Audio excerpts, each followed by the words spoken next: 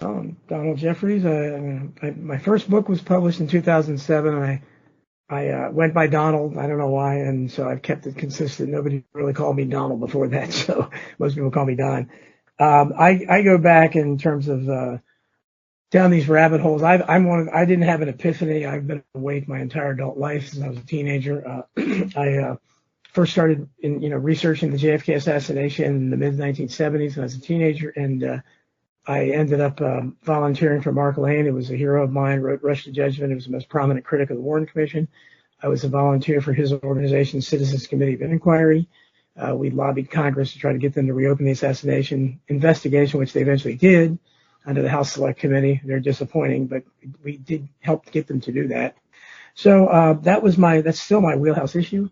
I was obsessed with it as a teenager and into my 20s. And then eventually I became disillusioned. I still, obviously knew about it and paid attention to it, but I began, I was a very left-wing Democrat. I thought the Democrats were the good guys. I was a card-carrying member of the ACLU at a young age, and Kennedy fanboy, all that stuff. But eventually I became much more cynical, and I started discovering, right-wing conspiracies like Council on Foreign Relations and the Bilderbergers and Bohemian Grove and all these things. And certainly when Bill Clinton was president, opened up a whole new world to me. In my book, Hidden History, I called it the Conspiracy Central when he was there. So now I'm just a populist. I'm far left-wing on some issues, far right-wing on some other issues. People can't really figure out what I am.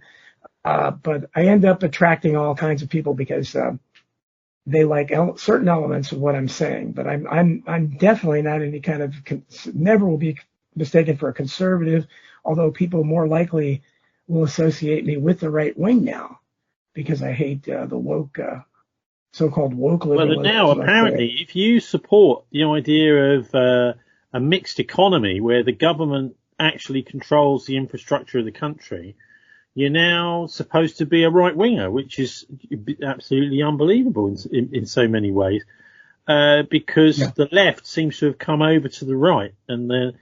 But anyway, Mark Lane, obviously a very, very important figure. Can you just say something about him? Because obviously you met him and knew him. Yeah, he's my hero, and he was, I'm not going to say he was my mentor, but to me he was, but I looked at him as a philosophical role model, and he was a civil libertarian. I discovered what civil libertarianism means because of him.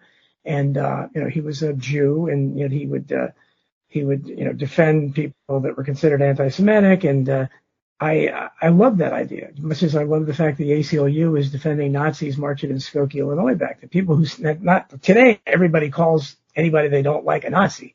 It's like calling them, it has no meaning. But these people were saying they were Nazis, proudly saying it. And this Jewish lawyer, Goldenberger from the ACLU, he defended the right to do it. And so that's what civil libertarian means to me. And I got that from Mark Lane. And Mark Lane continued to be that way for the rest of his life. So obviously I greatly admire him. He was he had a lot of media presence. He was had the most media presence of any critics of the Warren Commission. But people have also been suspect of him because he was Jim Jones' attorney in Guyana, and he didn't die. A lot of people think he's suspect just because of that.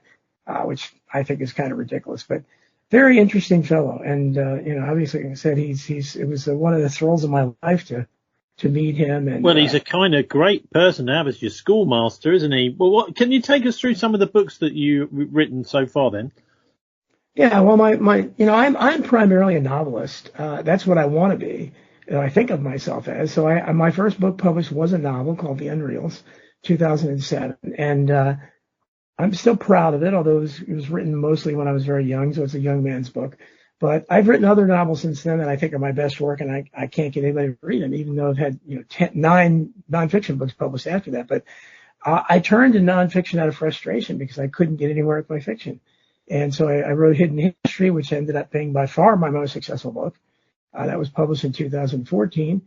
And there were 7 years, between the novel and that, because I was trying to, write and get my fiction published, and it just wasn't working. So Hidden History is a kind of an encyclopedia. It's it's sold by far most of any of my books, and so it's talked about the most of it. But it's it's a resource for people who may not be experts on conspiracies, but may know something about it. But and you don't have to read it in order. You can go around. I want to read about TWA 800, or I want to read about Oklahoma City, whatever. You can just go to that part of the book and read it. So people like that format, and so with such good response from it. After that, I wrote, I had this book in me because I'm a human. Hang on. Before you skip over that, it's interesting you use that title, Hidden Histories, because we've been following the Hidden History YouTube channel, which has been outing over the last couple of years the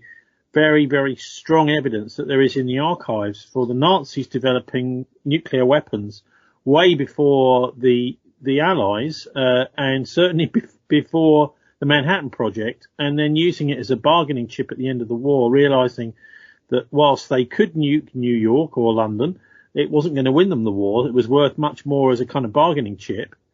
So Hidden Histories is the thing. Could you just take two examples out of your book for the listeners of, because this is what I think we understand in the post-Orwellian world, that we've been lied to, not just recently, but for decades and for centuries, about the really important threads that have been running through history. So pick a couple out of your bits of hidden history.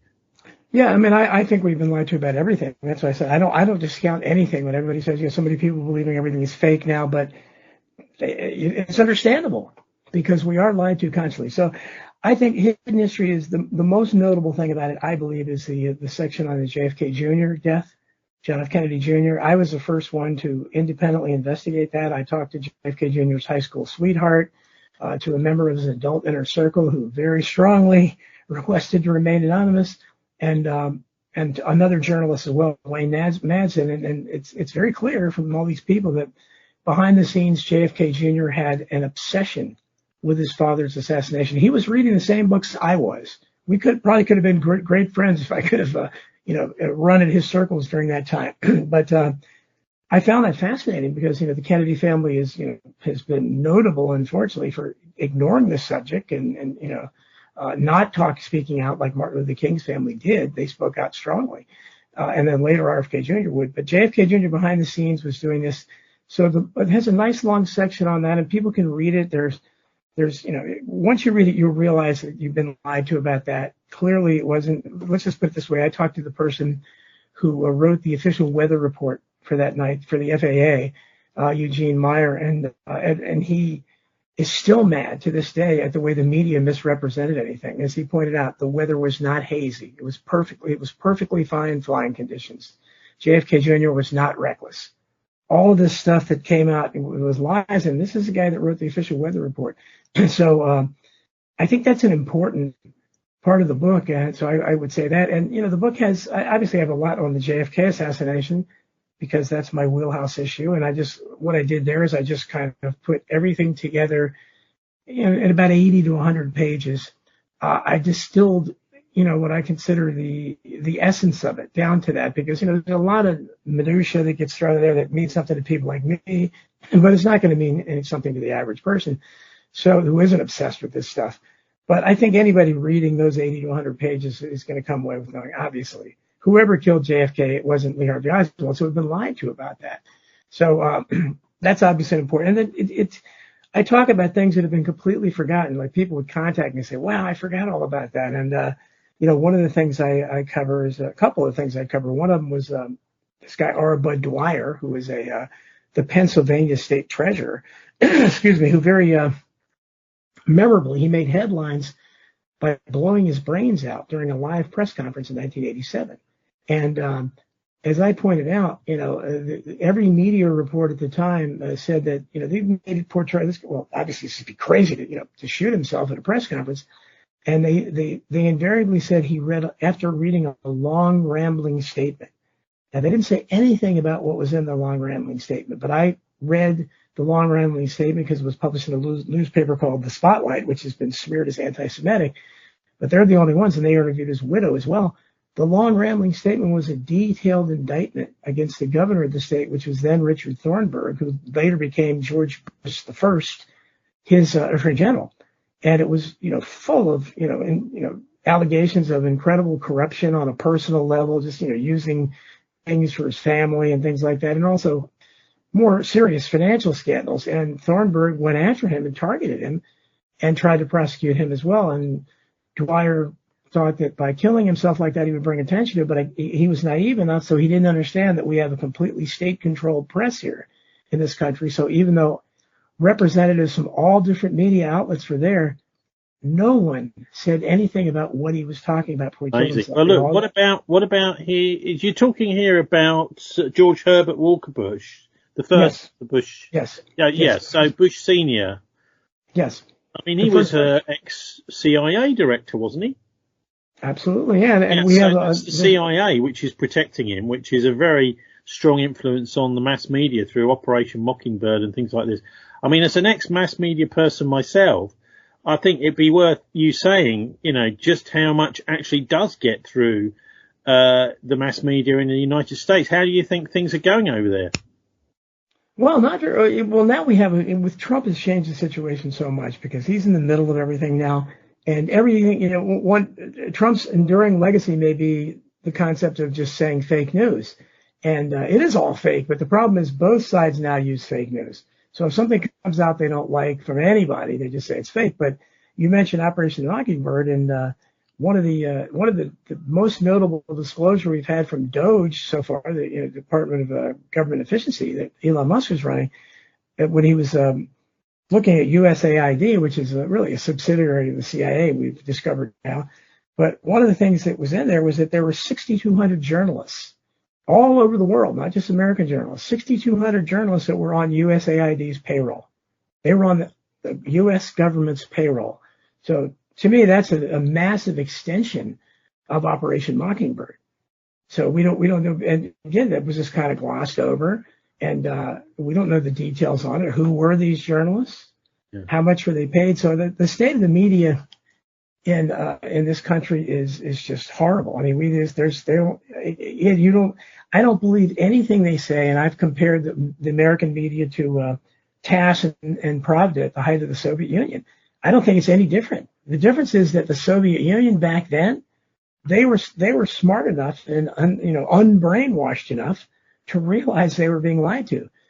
Yet at least half of America, if not more, are so brainwashed and so stupid, frankly, that they believe that CNN and MSNBC and even most Fox News and New York Times, Washington Post, they believe these are independent outlets that are telling them the truth, and they're just feeding them.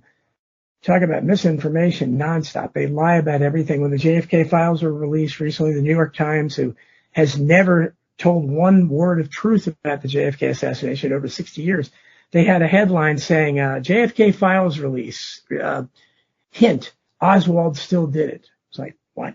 It's like, that's where we're at. So I don't have any confidence in our media. Now, listen, I mean, I am talking to, I think it's fair to say, a JFK assassination expert.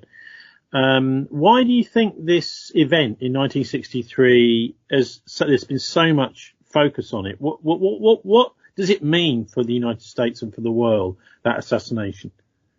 Well, it doesn't mean a lot to people who were born later, but certainly, I mean, I was 7 when it happened, so I came in at the tail end of the baby boomers, and the baby boomers, especially, this was like 9/11 would be to millennials.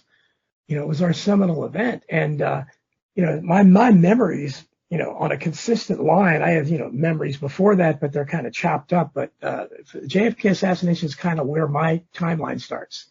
Where I remember things from that point on because had such an impact on me, and we were a Catholic family, and they loved the Kennedys, and I saw, first time I saw my dad crying, people crying, and there were discussions in the house. My dad didn't believe the story; he never thought Oswald did it, so I soaked all that in. So yeah. I was influenced by that. Let's get into that because there have been some interesting revelations way outside of the mainstream press to do with. Particularly to do with a guy called James Files from the Chicago Mafia, who's a hitman there, and Johnny Roselli, Jack Nicoletti, who allegedly were down in Dallas that day, and doing a job for the Central Intelligence Agency. Their controller, according to the one surviving member of the three-man team, who's James Files, was at the CIA. Their controller is a guy called James Attlee Phillips, and that much of this was being done because the Texas oil people didn't like Kennedy, and there's also connections with the Kennedy's scuppering of the Bay of Pigs invasion and the plans that there were to kill Castro and take over Cuba, which were neutered by Kennedy when he said that no, he didn't want the United States Air Force to be supporting this attack. So, I mean, I've given you a brief outline there of what people like James Files and people that follow him have been saying, and he actually says he used a Remington fireball on the grassy knoll to blow the back of JFK's head off, basically, in Wim Dankbar's interview that he did with him in prison, when he was in prison. So this seems to me to be a pretty good scenario. What's yours? Well, people ask me that. I have no evidence other than I think the mafia has always been, and I'm familiar with Files' story. I don't know. I don't know. People that we've had other people that have confessed belatedly, and whether knowing the actual gunman's name, it's possible he could have been. We don't really know who the gunmen were. I'm more interested in who were the people that planned the conspiracy and hired the gunman. And I think that the recent file releases, I think, point more towards the CIA, definitely, as an institution. And also, ironically, they mentioned Israel a whole lot of times. These file releases were notable for, they had been released before, these files. And the redactions, when they came out this time without redactions, thanks to Tulsi Gabbard, most of the things that were no longer redacted had to do with Israel. There's even one document, an FBI document, that says at the bottom, was written in, CIA says everything's okay for release except bracketed portions. All the bracketed portions are about Israel. I don't know what that means, but it means something. And I think that you mentioned David Attlee Phillips, who a lot of people talk about, but I believe that James J. Angleton in the CIA, these files talk so much about Angleton. I think it's pretty clear now that Angleton would have been the point man in the CIA. And I don't think it was just the CIA that killed him. I think people in the Pentagon, like Curtis LeMay, Dr. Strangelove, and Alan Dulles was outside the CIA then, but I think he was part of it. I think Lyndon Johnson knew about it. And it's possible the Federal Reserve was involved. I'm still looking for that. It's interesting you mentioning Israel, because at the time, JFK was trying to stop the Israelis obtaining nuclear weapons, wasn't he? Yes. The Dimona was becoming active. This is a mix. I mean, the old Sherlock Holmes thing. You're looking for means, motive, and opportunity, aren't you? The motive, absolutely key. Yeah, absolutely. And that's, again, I don't think, because a lot of people now in the alt media are saying these files prove Israel killed JFK. I think our government was definitely, the impetus behind it. And certainly so I don't think Israel certainly did it by themselves, but, and they couldn't have. I don't think they could have gotten the Secret Service to stand down, which the Secret Service did stand down and make it possible. I don't think they could have gotten the entire mainstream media to lie about it for over 60 years now. And they continue to lie about it. So I think that it was probably, a group. And again, Angleton, the reason why I think Angleton's name is important is because he was the Mossad's connection to the CIA. He was so popular in Israel, Angleton was, that he has a memorial built to him in Israel. So I think the fact that he's named all over these documents, we know now that he recruited Lee Harvey Oswald himself out of the Marines when Oswald was 20 years old, and he kept tabs on him, or at least for the next 4 years until he was killed. And we know now that the week before the assassination, there was a 198-page file on Angleton's desk on Lee Harvey Oswald. So that's the kind of stuff that obviously would have been looked into in a real investigation. But you asked why this is important. I think again, the mafia, they tend to, and I wrote one of the books I wrote with a guy named William Long, great researcher, called Pipe the Bimbo in Red, and it's about Jim Garrison's investigation. And Dean Andrews, one of the I know got to know his son very well. He's become a good friend of mine. He's my brother's friend, and now he's my friend. But we talk about the New Orleans investigation there, and when you mentioned Cuba and the Bay of Pigs and everything, I think the mafia and Cuba have both been smokescreens that have been designed to lead researchers in the wrong direction because, as I've said, I think I'm the only one saying in the research community, if Cuba was a motive for them to kill JFK, then they failed. Because after the assassination, there was no second Bay of Pigs. There was not even an attempt. They stopped trying to assassinate Castro, and Castro outlived them all. So, I mean, in fact, Cuba died as a campaign issue. Cuba was not mentioned in the 1964 election. You'd think Goldwater would have made a big deal out of it. No, he didn't. And Nixon never did or said anything about it when he was in there. So I think this is a smokescreen. In our book, we showed how there's tons of Cuban figures that are were around Oswald.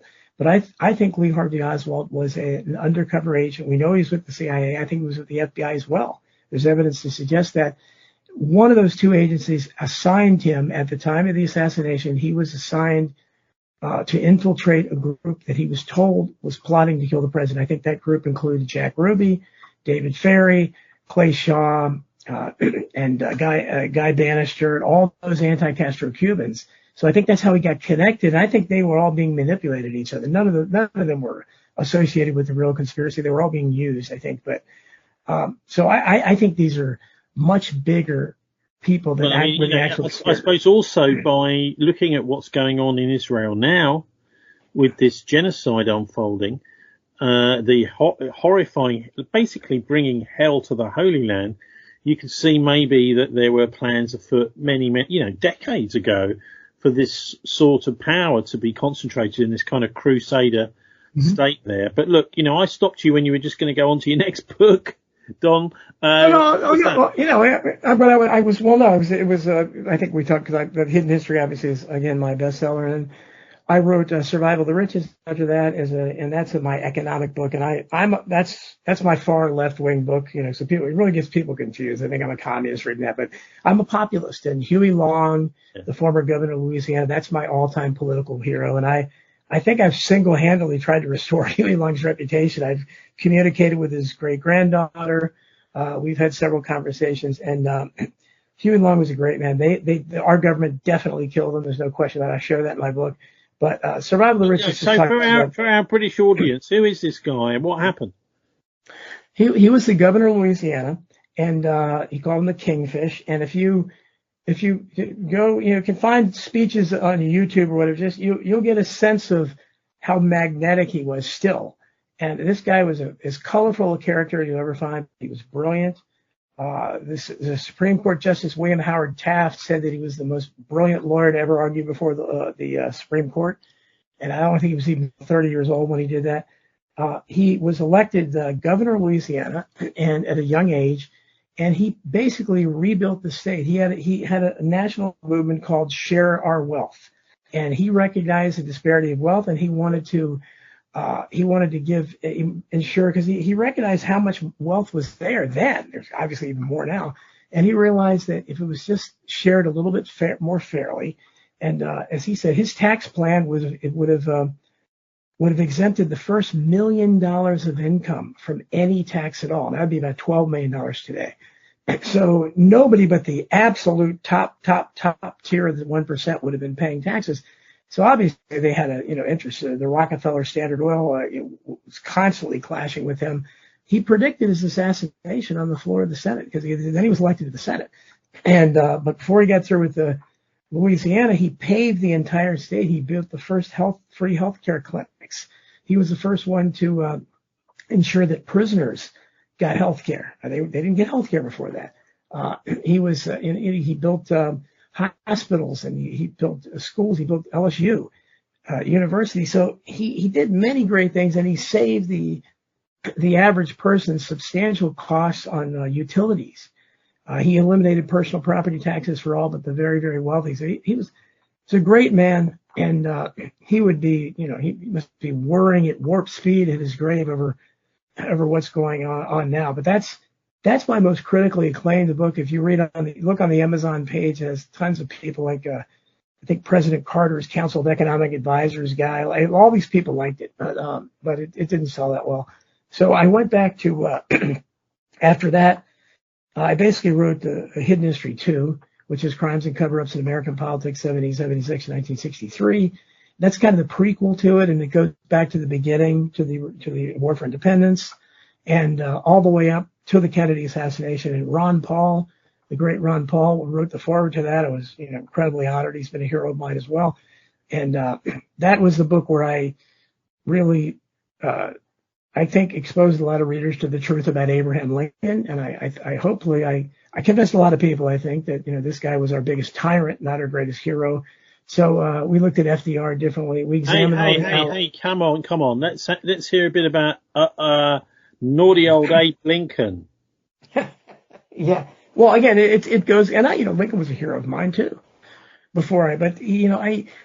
When you look at the actual record, you realize, wow, this guy, all the problems we have, and not all, but most of the problems we have in America today with this tyrannical authoritarianism, this overreach of government, comes from Lincoln. Lincoln, all the presidents before Lincoln, except one, Polk, who invaded Mexico, and that was not good. He overstepped his boundaries. But every other one, no matter what party they were in, they knew the limits of their constitutional powers. Lincoln did not.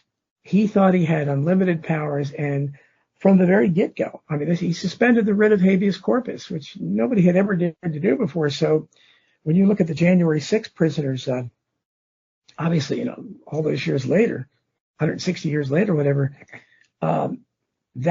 Lincoln set that precedent, because we still don't know how many thousands of Northerners he threw into prisons, to makeshift prisons, for just opposing his policies. And they had no charges against him because the writ of habeas corpus had been suspended. So you had people spending time in prison, dying in prison, for no reason at all, because they opposed his policy. And it was like a hysteria, so your neighbors could report you for some, really stupid thing, the way you held your hand or something, and the troops could arrest you. People were arrested in church.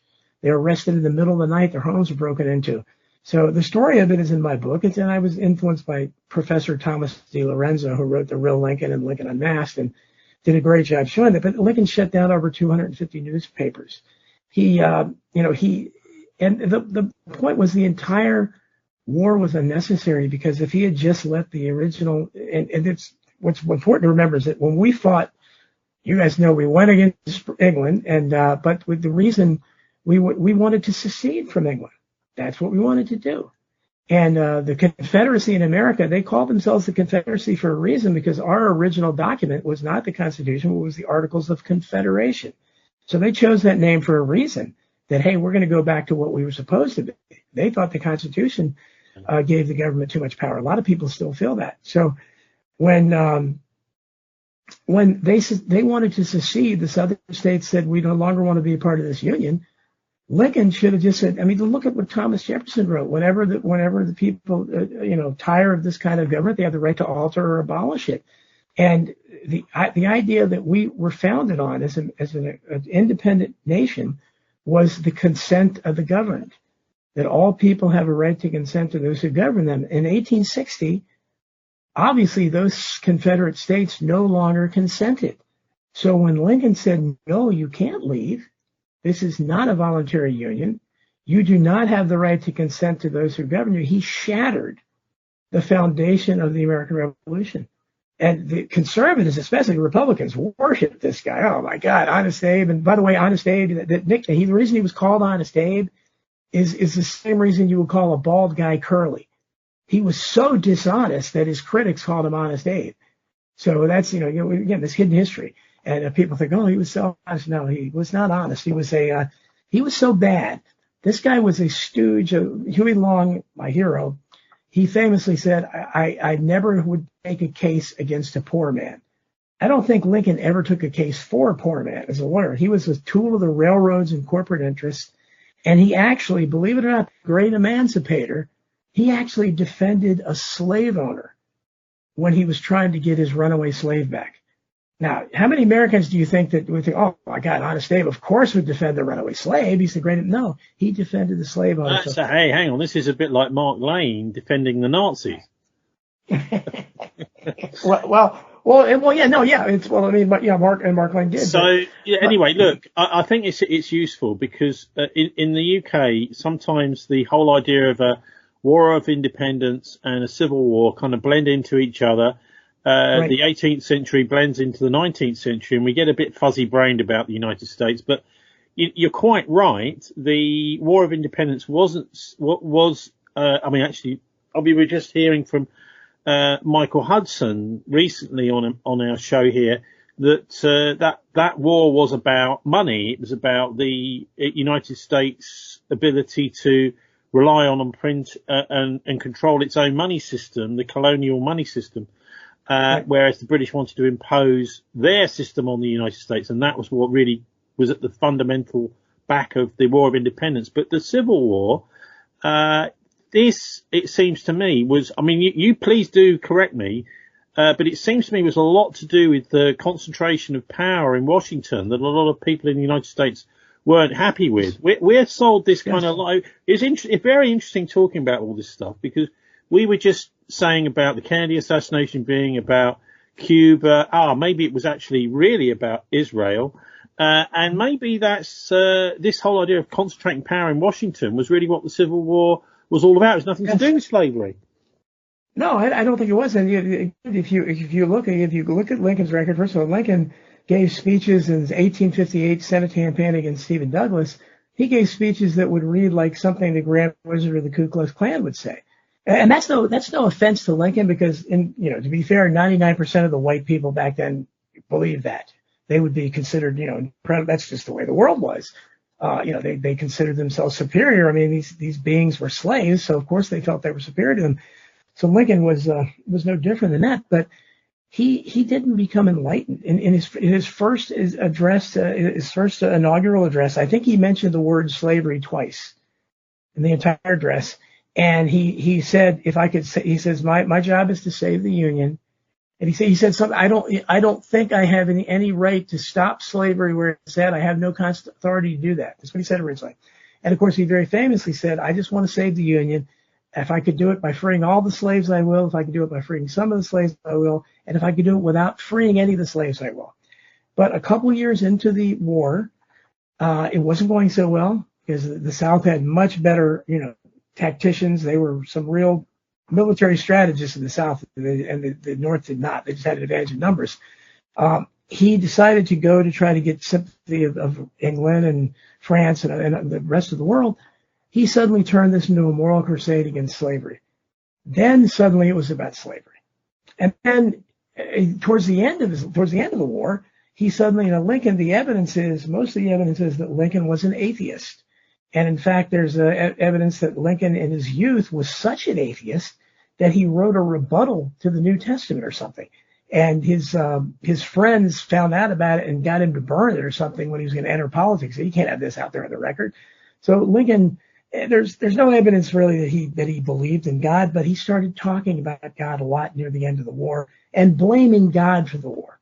He took that tact. The Almighty wants us. The only way the sins of this great land can be purged is through blood, of almost 1 billion people. So I can't say enough bad things about Lincoln. The more I read about him, because the guy he set so many bad precedents. So the precedents he set of locking dissenters up who had committed no crime and were not even charged with any crime, they would be Woodrow Wilson, another horrible president, would be used to do that in World War I, when you had lots of people, anti-war protesters, like the great socialist Eugene Debs and others.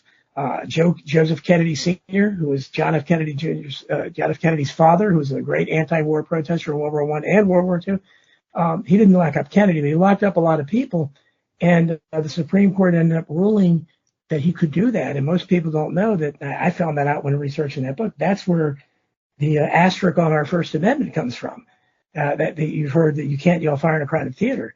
That came from the Supreme Court ruling of Oliver Wendell Holmes, great liberal, eugenicist, pro-war guy, who used that as an example of why Wilson could lock up anti-war protesters. And I pointed out, however you look at it, protesting a war is not yelling fire in a crowded theater, but the average American doesn't know that. They just nod their heads, and it's like, that's where that comes from. So Wilson used Lincoln's precedent to do that. And then Roosevelt, FDR, probably the only president that can match Lincoln in terms of being awful. And again, that's why the court historians love him.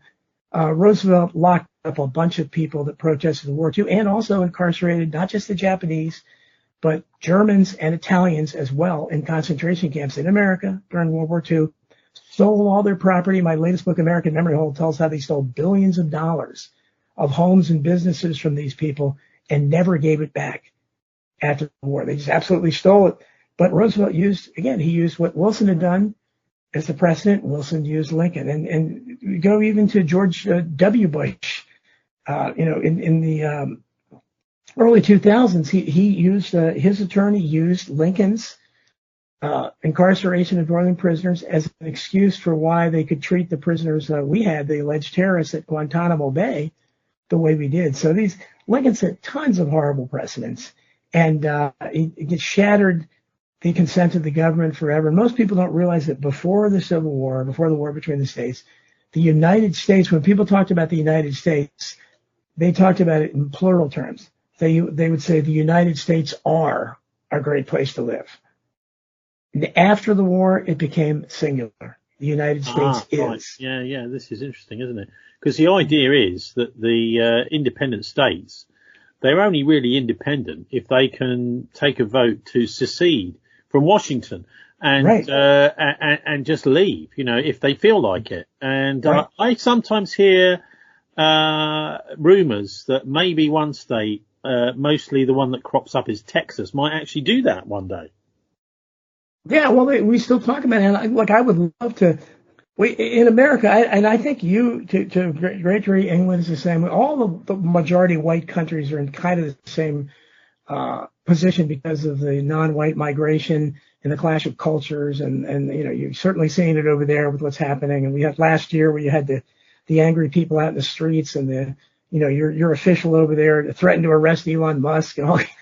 And I know what happened. I guess the protests went away, but that's what happens here, where we don't see any kinds of protests. But we are completely divided culturally. We have millions of people who, no matter how many movies Hollywood tells them to, or liberal politicians, no matter how many teachers tell them, we're never going to believe that there's anything other than men and women. We're not going to believe there's 57 genders.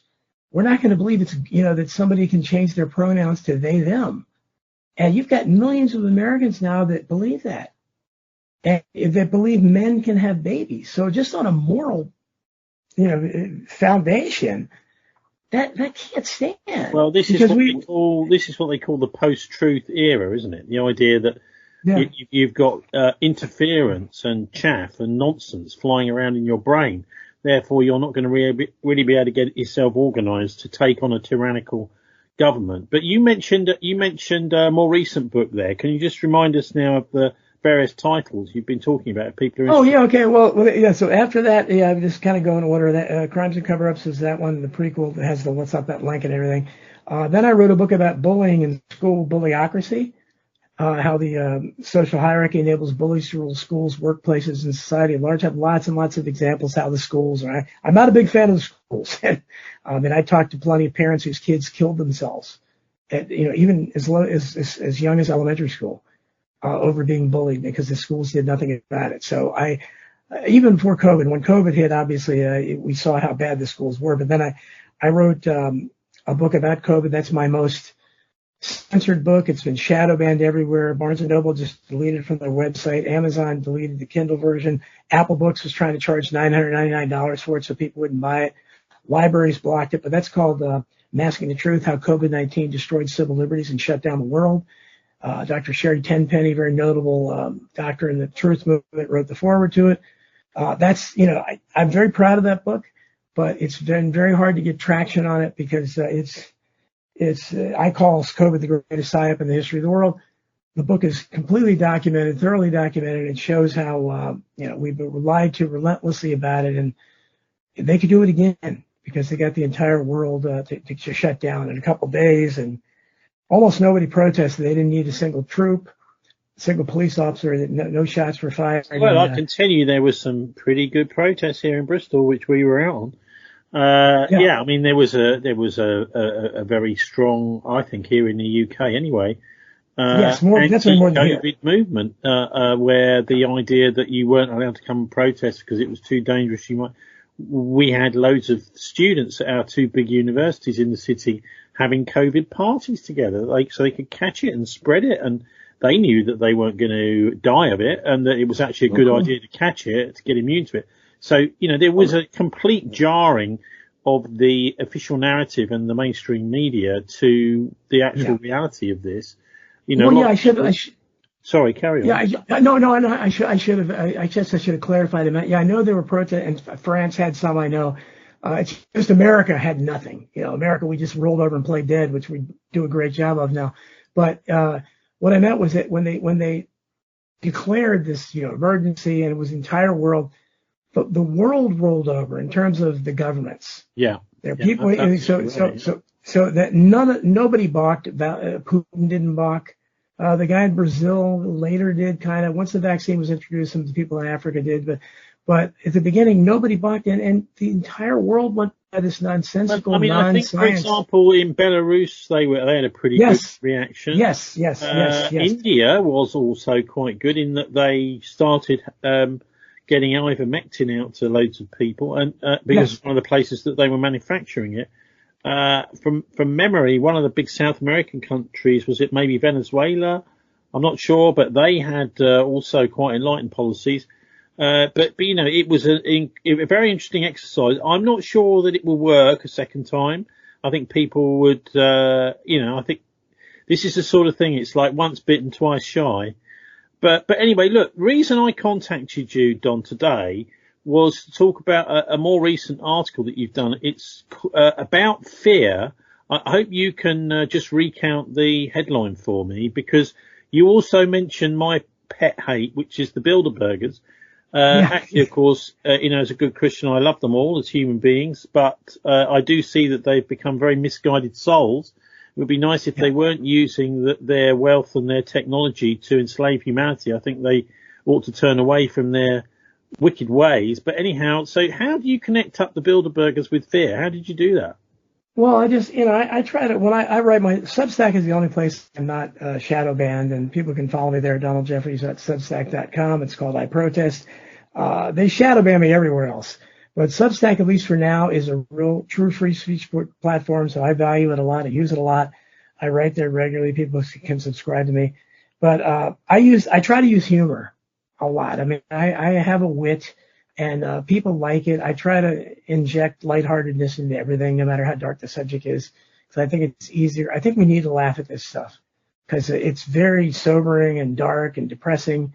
And so I try to find humor in it. So I kind of mess around with things and play around. So I wrote it, and I titled it, "What's Scarier Than a 33rd Degree Bilderberger?" And obviously there's no such thing as a 33rd degree Bilderberger. I'm kind of playing around with the 33rd degree Masons as well as the Bilderbergers, but it's to, and I give examples of real life monsters, in your neighborhood, people that, like the guy John List, that was a normal family man and very religious at his church and everything, and he just killed his 3 kids and his wife and his mother one day. And the most hideous part is the last son he killed, he went to his son's soccer game, watched him, cheered him on, drove him home, and then killed him.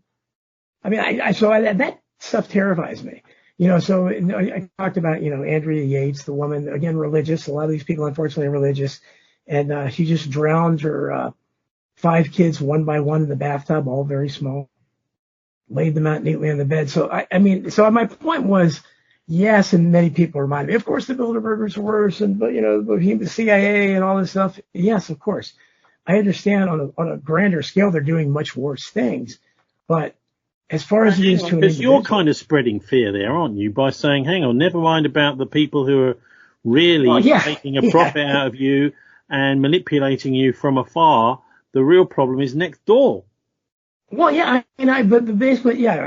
I wasn't meaning to, but again, I also was, because I also look at some of these instances, and there's an underlying tone in the article and everything I write where I'm skeptical about these events.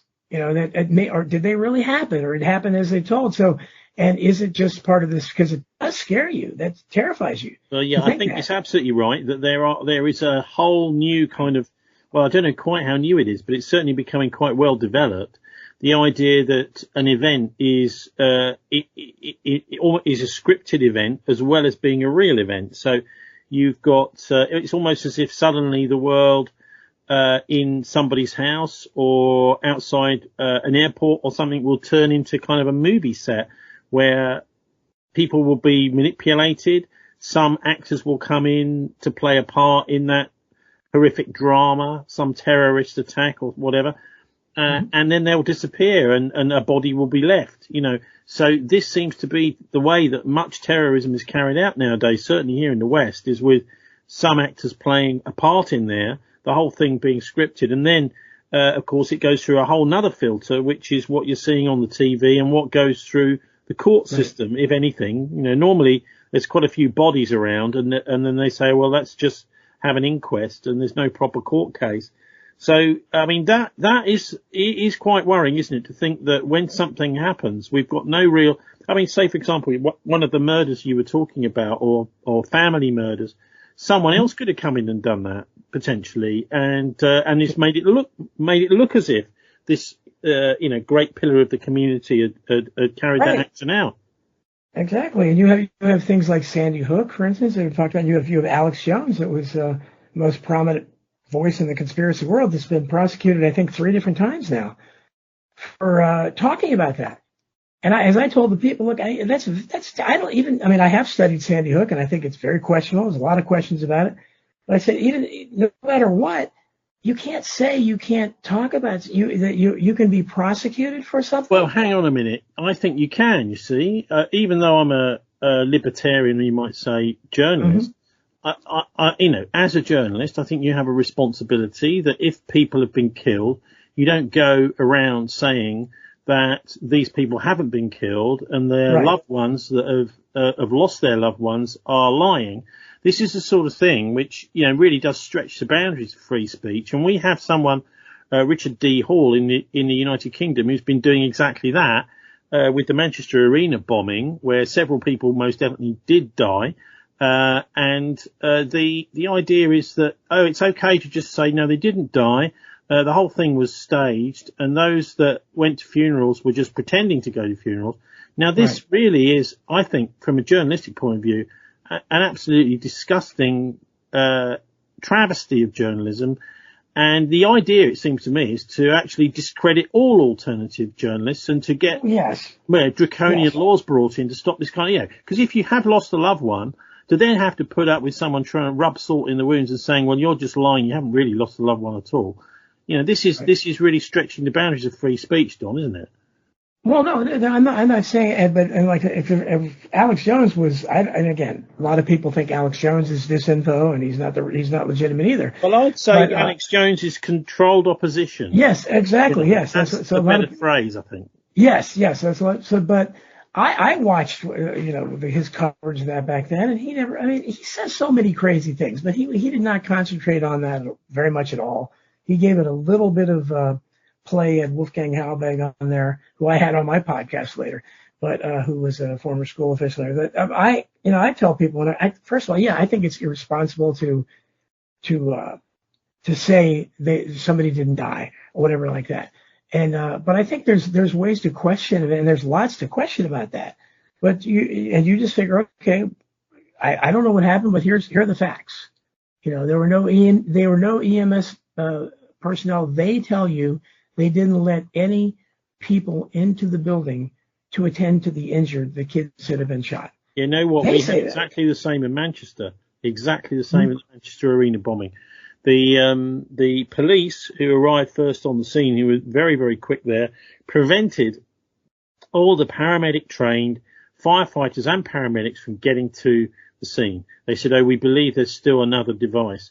We have this very often. And so people are there just left to die. The paramedics are kept away usually by a special type of cop like anti-terror police. And this is another aspect which is not getting anywhere near enough coverage. The idea that something has happened and the whole scene of it is being sanitized by some super cop putting a cordon around and making sure that the entire crime scene is sanitized before anyone gets a chance to have a look at it.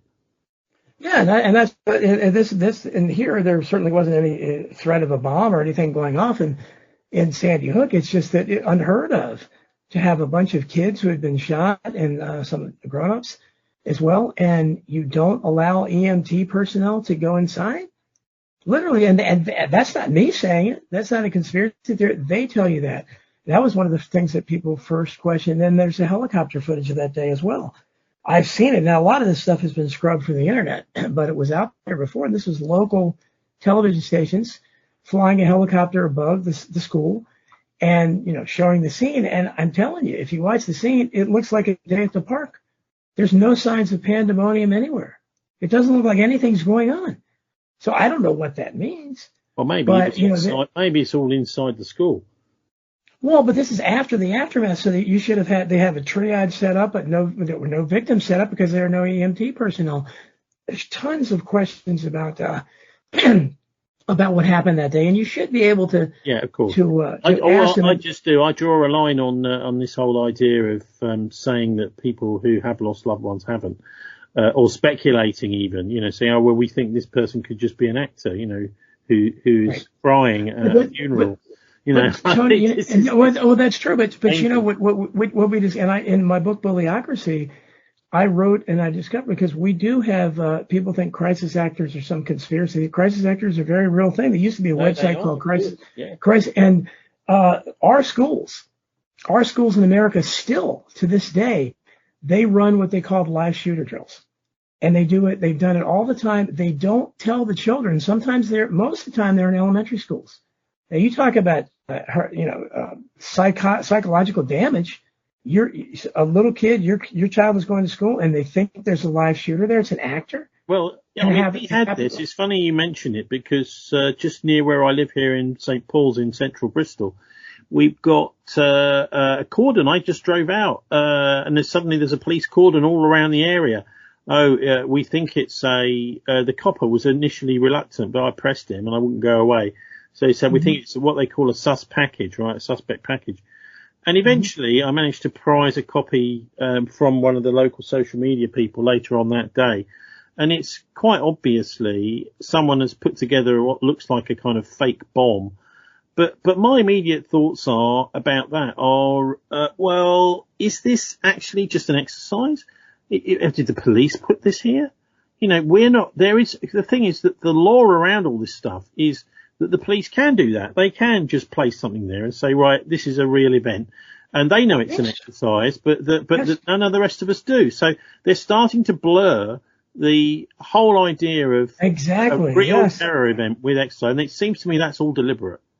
And exactly, and that's why I said when people question Sandy Hook or Parkland or any of these Boston bombing, any of the other events, I think it's a logical thing. If you know that the schools are doing this stuff routinely, and they use crisis actors, they use fake blood. I know what you're saying. Yes, you can question it. Yes, of course you can question it, but if you are making accusations that someone who's lost a loved one didn't lose a loved one, you better be able to stand that one up. Oh, of course. Before you publish it. Yeah.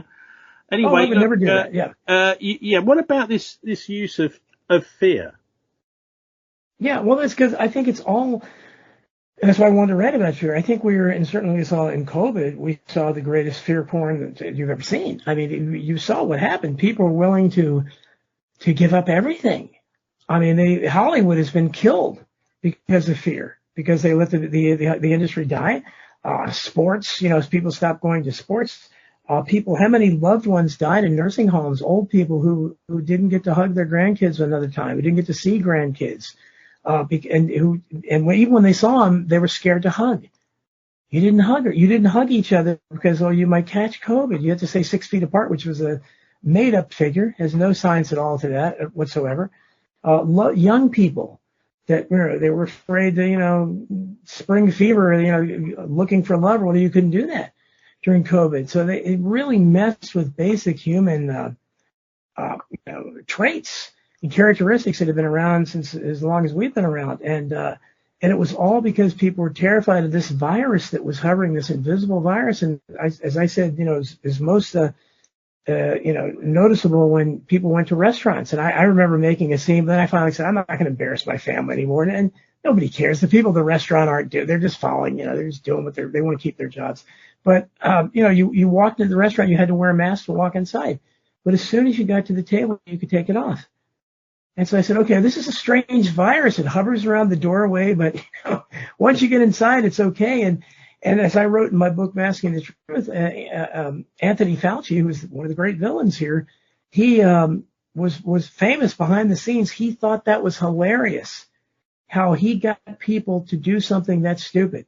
Can you believe they're taking they're putting the mask on and then they go to the table and take it off? I mean, he was laughing at how stupid we were. And I tried to say, come on, people, think here. But you couldn't get them to think. And I don't know how many people... It's fascinating. It's a fascinating exercise in social control. And I can remember in Stroud, in Gloucestershire, I was asked to come along and talk at a protest there. And I was walking along next to a lady, probably in her early 80s or something. And she was quite freely chatting to me with the microphone running. She said it wasn't as bad as this during the war. Yeah, sure, of course not. No, absolutely. And I agree. This was something we had, and as I said, the flu had killed as many as 80,000 people in 1 year in the United States just a few years before this. Nothing was ever shut down for that. Nothing was ever canceled because of a flu or anything like that. When they tried to say, they had like a SARS and Ebola is much deadlier than any of this stuff. Nothing was ever canceled because of that. Mm. And so this was, I think this was an exercise. It was, and it goes back, as I talked about in my book, goes back to the dark winter of 2001, when they had this first tabletop exercise with Bill Gates, the World Health Organization, CDC, all the usual suspects, and they started planning a simulation for what happens, and it was always escaping from China in all their simulations. It always came from China. What if a deadly virus comes from China and it causes a pandemic? How do we develop a vaccine for it? They had several, I recounted them all in my book, several of these tabletop exercises leading up to Agenda 201, which was right before COVID hit, whatever COVID was, and the guy Kerry Mullis, who invented the PCR test, in which all this nonsense was based on, and who told everyone, look, this test is not, you don't use this to detect viruses. It's going to give you whatever result you want. So we got a 90% false positive rate. That's what the home test kits were based on. The hospital tests that got $13,000 for a fake diagnosis out of our stimulus funds. Just so much here, so much corruption, that it's beyond belief. But the problem is, you talk about the JFK assassination or 9/11, any of these other conspiracies, the government and the court historians have a lot invested in those lies. They never want to admit they were wrong. But COVID is really, the entire world is invested in it, because, the vast majority fell for it. All officials fell for it. And so they're never going to admit that the crazy conspiracy kooks. But there was also this other aspect, wasn't there, that even if people didn't fall for it, they felt like they had to pretend they'd fallen for it. Sure. I mean, by that, I had already become a full-time writer by then. I was no longer in the working world. But if I had been, I'm sure my family would have put a lot of pressure on me to get, because I would have had to get the job to keep, because I worked for a healthcare organization in IT, and I made good money. So I might have been pressured to do it, or I don't know, my marriage might have broken up. I don't know. But so I understand why people did it, to keep their jobs. I just think let's try and sort of close this off by looking at where you think this might all be leading to, because this is a pretty dystopian picture we're painting, which it seems to be new dimensions being added to it all the time. But what ultimately are the elite up to? The Bilderbergers, the banks, we're talking here about a kind of super elite cult, effectively. Yeah, that's the big question, and that's goes back to, I talk about 1984 a lot. Orwell's 1984. I think it's a good handbook for where we are today in a lot of ways. And Winston Smith, the hero of 1984, he asked the question I've asked myself many times, and that is, he said, he knows who is doing this. He obviously knows where it is and how it's being done, but he doesn't know why. Why? I still don't know why, because these people have all the power they could ever want. They've shown over and over again, COVID certainly demonstrated how gullible and obedient the public is. So they don't have to worry about any kind of rebellion, because the rebellious spirit has been crushed in the vast majority of people. People can't come together, just like Orwell's proles. We can't come together on anything. Well, look, so okay, so that let me try and answer that, because you look at somebody like King Charles, who's in an extremely powerful position, immensely wealthy, even so powerful that he can keep the amounts of his wealth off the Sunday Times rich list. As Kevin Carhill's said on the show, who's one of the researchers on the Sunday Times, explained how the royals quietly twisted the arm of Rupert Murdoch to make sure that they fell down the scale. So he's got that sort of power, and you do wonder quite exactly what, you know. He's also very immensely powerful in the whole climate movement, the a conference of the parties, the COP series. He's one of the major movers behind the war in Ukraine. So even though he's not elected as an individual, so it seems pretty obvious to me what's driving people like him is and if you look at his personal life and you examine some of the relationships he's had with individuals around him, you'll see that he doesn't broach any disagreement. So if you disagree with him in his close personal circle, you're out, basically. So he just wants to be surrounded by sycophants. He wants to be surrounded by yes men. And I think that's the mentality that sort of works its way down through the rest of society, in a society governed by somebody who's invulnerable like that. And so we are in the UK. We're not a democracy, of course. We are actually a monarchy, and we're now a kind of medieval style monarchy where you have puppet prime ministers. And you know, the way Britain is supposed to work is that the Prime Minister makes decisions. Well, what happens when you appoint a Prime Minister who does everything he's told, and he's a very pliable little chap, and he will, you know, be obedient to you.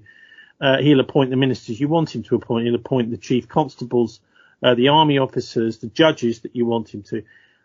And so that, it seems to me, is what's driving this, Don, maybe, is just simply, it's a sort of trickle down effect from the top. The idea is from, you know, the person at the top has decided that they want absolute control and they won't broach any dissent. No, I think you're right, and especially at that level, because again, most of us think that there's a group above it all, and you know, there a lot of people still believe in the Illuminati, which is a very real organization. That it's just kind of not supernatural, but just a super elitist thing. Well, hang on, because they were European aristocracy, weren't they? And good old Charlie's from a great German Saxe-Coburg-Gotha aristocratic family. Right. Well, it started, and certainly we had people like Adam Weishaupt is the one that founded the modern Illuminati, and we know, I mean, Thomas Jefferson talked about him, George Washington talked about it. There was some concern there. They infiltrated the Freemasonic lodges, and that's why the Masons still are looked at by so many people in the conspiracy world as, you know, being running things, because the Illuminati infiltrating them and making them something else, you know, more sinister, like they worship Lucifer or something. I don't know, but that's, you know, it's hard to figure out what the big why is. I think that, you know, since I've been studying eugenicists so much, that the eugenicists really, and certainly in COVID, I think if you can look for a motivation for them to pull off what I call the greatest psyop in the history of the world, they wanted to kill a lot of people, because they talk about it all the time. Over the Prince Philip, you know, he was asked twice on two different occasions in his life, if you could come back and be reincarnated as anything, what would you want to be? Both times he said he wanted to be a deadly virus to kill millions of people. Now, what kind of a person, that's what you want to come back as? You had people like Jacques Cousteau that said the same thing, Ted Turner, that it's their fantasy. And yeah, it's funny, isn't it? Because there's no way now that they'd motivate enough people to go and join the army. But what they can do, of course, is they can press a button on a computer, which will send a drone to do whatever it is, the dirty work that they want. And it seems to me that may be, it's an interesting little discussion, this, because that may be simply why we've got this kind of Elon Musk technocracy rising, is because the people won't be compliant with this oligarchy, this elite. So they're going to have to get a whole bunch of computers to either tell us what to do, turn off our money, or send a drone. Yes. Yeah, no, it is. And again, as I said, to understand what the overlying motive is, I think we're in a spiritual battle. like you, I'm a Christian. I was raised Catholic. I believe strongly in Jesus. I think that the people we are confronting, I don't think there's any other way to explain what their motivations are, because they do some absolutely evil things. And I think it's inspired by the darkest force imaginable. So I think there's a satanic influence there. And I think, Huey Long, one of the many great things he said he was asked to explain something like this. And he was talking about the disparity of wealth and how, the people, the very few rich had grabbed all the money, and you had so many people that were suffering, and how can they let that happen? He said, look, it's not enough for these people to have everything. They have to look at you and know you don't have it. And I think he hit the nail on the head. I think, at least at that level, I think that they get off on, and I see it all the time in people questioning, how's that guy in food stamps, and how does he have a big screen TV? That's the mentality they have, but they don't question corporate welfare. That's how they kind of fill the hole in their heart where God should be. Yeah, that's exactly. And so I think that, we're looking at, to try to, so I think if they're eugenicists, if they believe, first of all, there are too many people and too many of the wrong people, that's what eugenicists think. Eugenicists think we have to get rid. By the way, there aren't too many people. There is plenty of land and food for everybody. It's just the system, the economic system, just channels that food to the wrong. I mean, look at the Irish famine, things like that. This was food that was being taken out of Ireland. The same with Ukrainian famines. But anyway, look, just can we just wind up with you reminding us of your book titles, website, and how people can follow you, Don? Yeah, and I think, the one book I left out was my most recent book, American Memory Hole, how the Court Historians Promote Disinformation. And that's basically Hidden History 3. And so you can get a combination of hidden history and crimes and cover-up. So we start with the founding again. So you have some new stuff about Jefferson and the founders, a lot more about Lincoln, lots more about FDR inventing cancel culture, and lots more about JFK assassination, 9/11, Oklahoma City, and JFK Jr. So people that like the first two books will love this book, and you can buy that anywhere. And my Substack, the only place I'm not shadow banned is Donald Jeffries at Substack.com. I protest. You can catch up to I write regularly there 2 or 3 times a week, so you'll keep up with my take on events. And you can follow me. You can try follow me on Twitter, X now. Since Elon Musk took over, my shadow ban has eased up a bit there. It's at Don Jeffries on X, but Substack is the main way to go. You subscribe to me there, and you'll find out probably more than you want to know. Well, I was chatting with Anton Chaikin recently. I don't know if you've read his stuff, but he says he thinks Jefferson was a British agent. Who said this? Anton Chaikin. His book is called Who We Are, America's Fight for Universal Yes. People told me about him. Yeah. I don't know if he was a British agent. Jefferson's one of my heroes. I don't know. This is what agents are very good at, being super appealing. But the idea is you're feeding stuff constantly back to your bosses over the other side of the Atlantic. Well, he was very good if he was, because he's fooled me. He's still fooling me, but I don't look at that. He's one of my great heroes. I still quote him often, and but it's trying to figure out exactly what's all I can do is look at it and say, that these are the problems we have in America and around the world. They're easy to resolve, but they are easy. But the problem is most of the people that are in a position to resolve them, the leaders of every country in the world, are the haves. They have a lot of wealth. Yeah. And it would require them to give up something, to sacrifice something to solve the problem. They wouldn't even notice it. They wouldn't even notice it. No, but they won't do it. So, look, I'll try and end on a kind of positive note. Which of your books has got a little bit of a kind of something which can leave us with a bit of light at the end of the tunnel? Maybe even suggesting directions to take to avoid it is inevitable, but just to make sure you're kind of on the right side when the final battle takes place. Well, I think I have some hope in me. I watched a lot of Frank Capra films, so I believe in the fairy tale ending. So I got that in my head, even though I'm so dark and cynical and I think everything's so corrupt. I know that we can still win because we outnumber them by the billions around the world. It's just a question of getting people to work in their own best interest. I would say Survival of the Richest is probably the book that people, actually on borrowed fame, I wrote that about showbiz. So people, it's not, but it's, it's got a lot of darkness in it as well, because I talk about people getting ripped off and some of the mysteries there. But, to say which one of all my books, I don't think they ever sound like I'm too much in despair. Survival of the Richest, it's very easy to solve that. And that is to force the sharing of wealth. And I go over Huey Long's plan.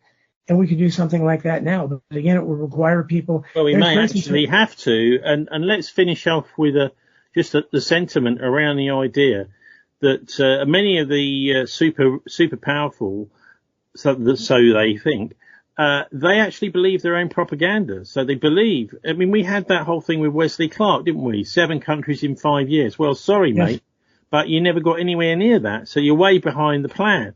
And everyone is catching up with what you're up to far quicker than you realise.